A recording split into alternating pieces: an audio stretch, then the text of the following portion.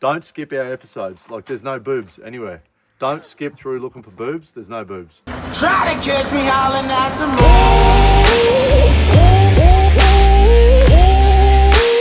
Try to catch me howling at the moon.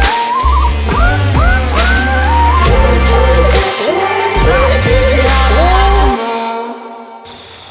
moon. You bring long pants, Mark? You should have stayed north. It's like a sign, eh? It's wet and cold. The sleeping bag's not up to the task. 7:20 a.m. and the rain has eased. The sun is broke. We got up early expecting to get away early. Very slow start, literally for Mark. Tell us what's happening, mate. I don't know what's happening. I can't start my car. We've got a small amount of reception and I'm trying to get my car to start via an app. This is like one of those just bullshit things about cars with all this technology. Now's not a good time. There's something like the dash here is all lit up. It's going through hill descent control, malfunction, collision assist not available, ECS service required, steering assist malfunction service required, turn steering wheel while starting vehicle, check brake system, trailer brake module malfunction. It's pretty much got it all happening. And we just drove it here yesterday. Drove fine, parked it. I can't work it out. Unless it's somehow got a flat battery.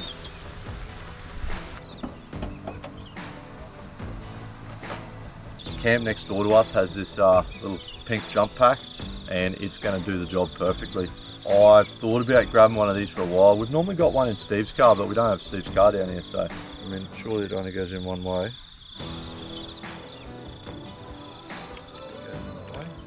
So, pretty simple. Black goes to negative. Red goes to the other one. And then you basically just turn this fella on. Connected incorrectly, so now you got to go and get ready to try and start it, and I'll press the button. We just got it started. We weren't too focused on filming because as soon as all the lights came on, it fired up and went and started it straight away. Kicked over, started first time, so we're going to give it a good drive. I won't be turning it off for a while, and yeah, let's hopefully get on the tracks and no more dramas in a remote campsite. I hope it starts tomorrow morning. I might just not turn it off. Yeah. He says he didn't use it much, but he sat there for like 2 hours this morning. An hour and 20 minutes. Yeah. Yeah. I reckon once we get going, it'll charge itself up and we should be right for the rest of the trip. But I don't think we're going to be listening to music on his car tonight. Classic True North morning, really. Just a lot colder and wetter than we're used to.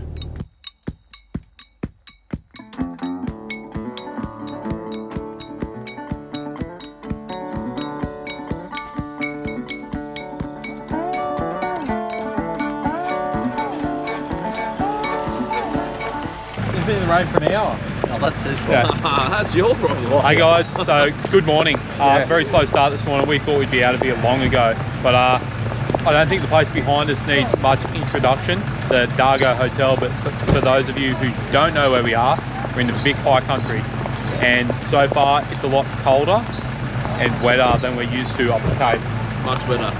Yeah. And in usual True North fashion, we don't really know much about where we're going, but probably even less because we're pretty used to going up the Cape. The Vic High Country for us is a whole new thing. And then you'll also notice we got a new car. So we'll tell you a bit more about that later.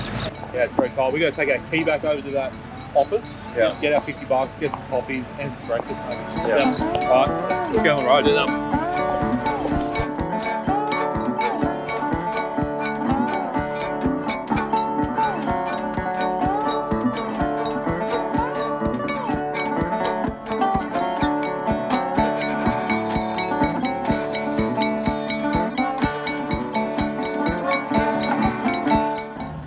So we just grabbed a quick feed at, what is that place called? Dargo store. Dargo store. Just grab a quick feed at Dargo store, a coffee, and Mark also bought some jumper leads, which I think was a good insurance policy. And we're going to hit the road. Yep, we're going to hide in the cars, go hit the tracks.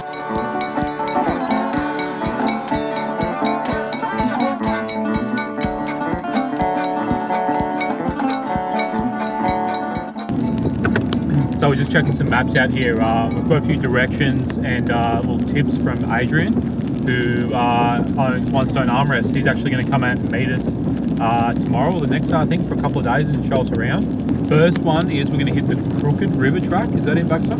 Yeah, it says Crooked River Road. Yeah. That's going to take us up to... Billy Goat's Bluff. Oh, that's one. Billy Goat's Bluff. And then I think the plan is to stop up there at the Savo. So yeah, at this stage, no idea what we're in for. I don't know what this track's going to be like in rain, but I do know it's steep, and that's about it. Yep.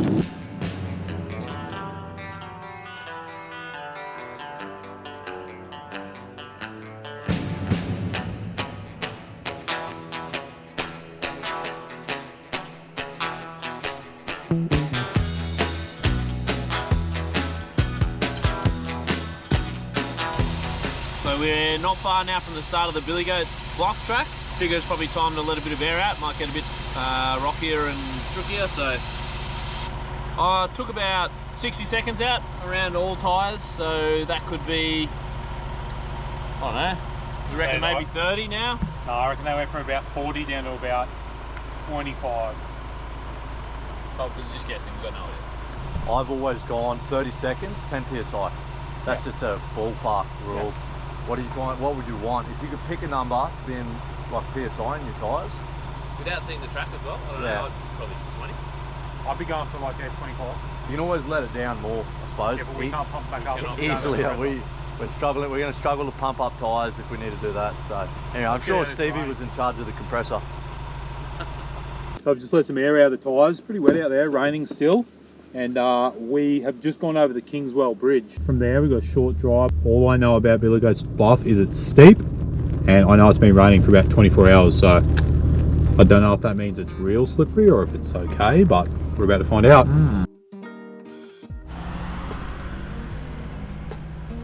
So we just started up the Billy Goat's Bluff track, and Stevie's in front driving, and right at the moment I've got quite a bit going on in my dash.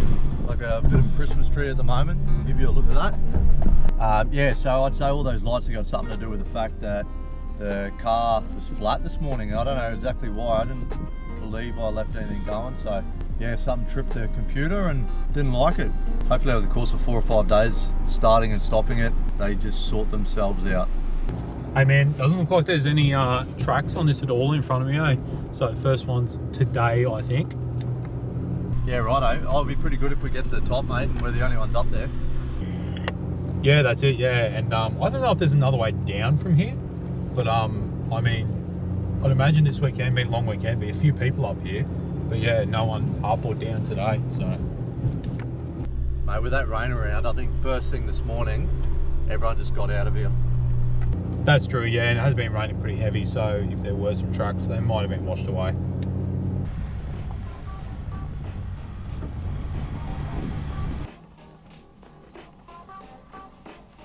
Oh, here we go. We've got a really steep climb coming up. 4 low. Gonna lock the rear diff in. It's locked in. At least that works. And we're off.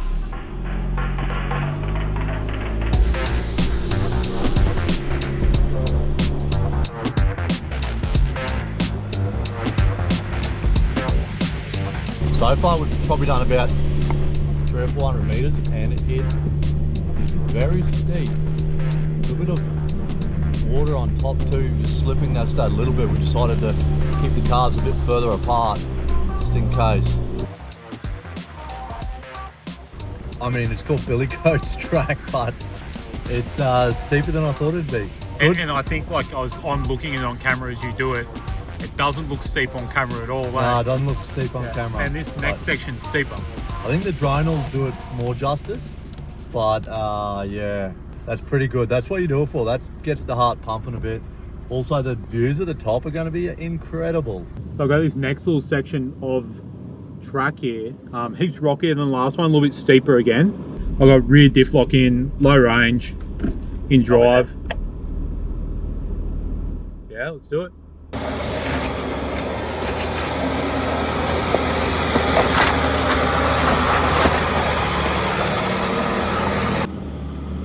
I was scratching for a little bit of traction there on the rocks, but it's not too bad.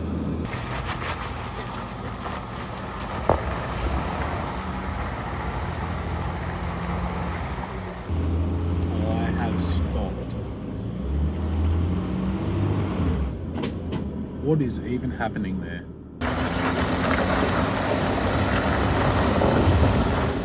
Want to come up? No, don't come up, man. I've just stopped here. I don't even know if my front wheels are spinning. Are my front wheels working, Baxter? Your back left one's like spinning up in the mud here.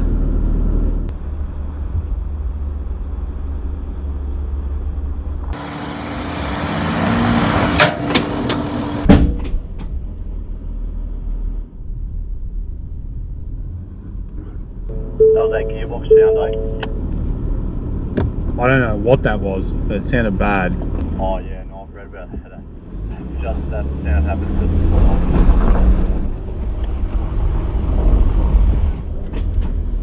I have to back down a little bit here, man. I've just hit this little spot and it just doesn't want to let me go up it. Does not feel safe.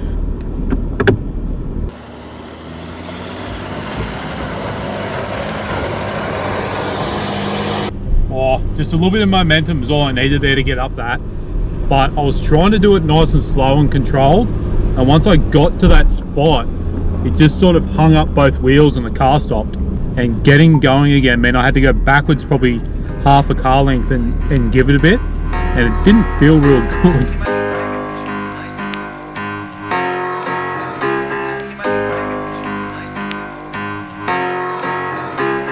So we've just pulled up to the top of this lookout and it is incredible, super cool. I can see the allure. I didn't get that same like we're going on an adventure feeling you get when you drive into Cape York. No, but this is cool, eh? But this is really cool. How cool is that? That's fucking cool, man. Look at this, man. Oh man, it's fucking epic. No, I don't use that word.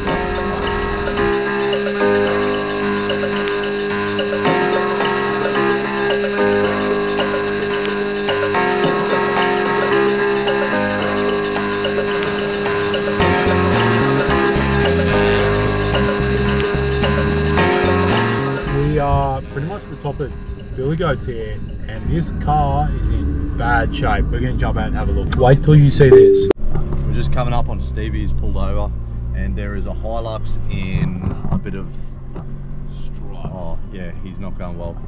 There's a Hilux here and it's in strife. Real bad shape. They've really had trouble. CV on the front. They've ripped the whole so many pieces too. wheel off. The hubs come off. They've tried to Bushman it up, do a bit of a skid.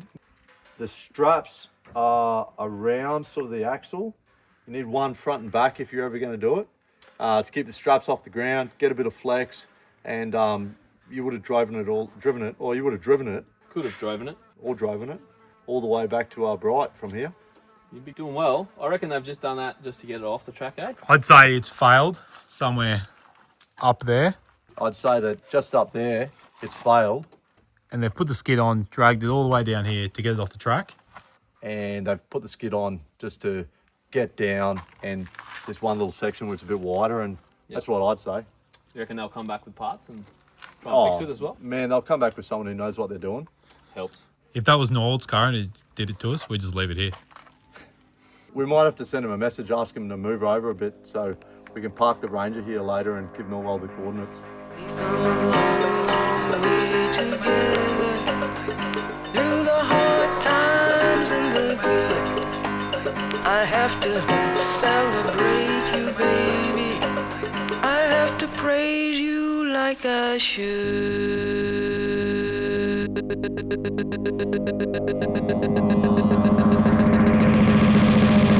Yeah, so we've just come up, we've made it to the top, pinnacle. There's a walk from here, 400 metres, is that what the sign says? Fire tower lookout Oh, or is that whatever. to the fire tower? 400 metre walk. We'll go for a walk up there. So we're just going on this short walk from the car park up to the fire tower lookout. There's a ranger here at the moment and they're looking out for fires. Apparently there's one down on the Wanangata track or Wanangata River, somewhere down there. And then there's one back over on Mount Margaret. So we're sort of in between the two. We actually just passed a few guys on the track and they got an alert via the Vic fire alerts or something app. They had to move on because there was a act now message that went out and they had to move from where they were due to fire danger.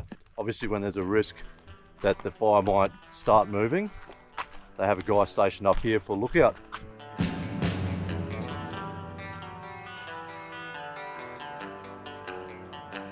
bloody amazing view, like incredible view. He's looking at a lot of country, eh? He is, yeah, but he's got a pretty good spot to look at. Yep. And then, yeah, we're going to go down and probably eat some lunch on the road and try and find a camp spot. It's like 3:30 in the arvo, so get something before it gets dark.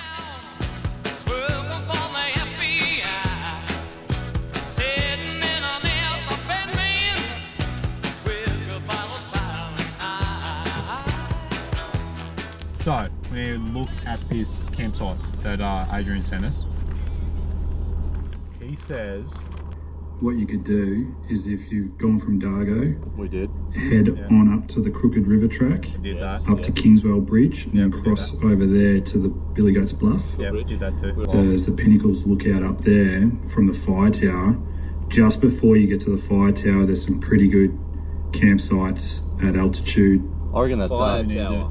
No, fire tower be up here. Yeah. Just before you get to the fire tower. So pretty much all we've got to go off is a friend sent us a message. He's joining us tomorrow at some point. Yeah. And he'll be in the next episode. But he sent us a message saying go here, go here, go here, and that's what we're doing. That's what we're doing. Let's keep doing it. We'll go up, we'll make it to the top of this, or we go look for the fire tower, and just before we get to it, campsites. Done. Done, right? Campsites, beer, dinner.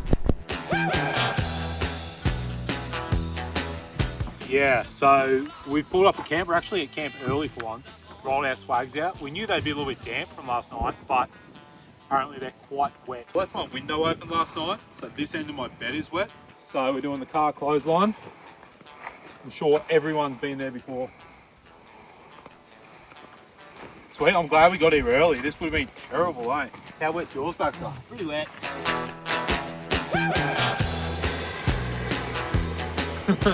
Cooking up a bit of dinner.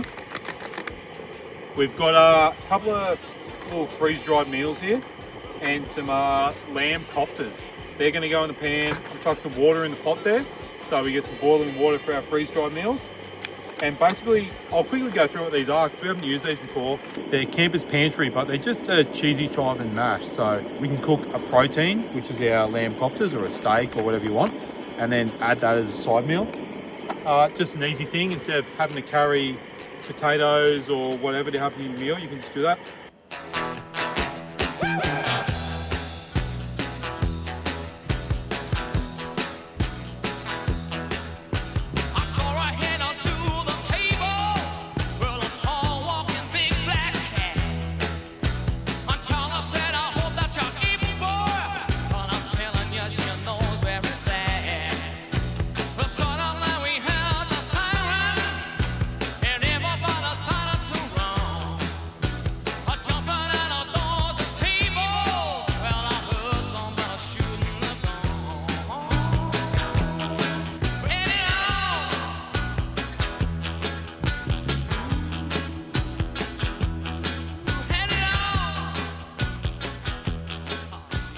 Boys?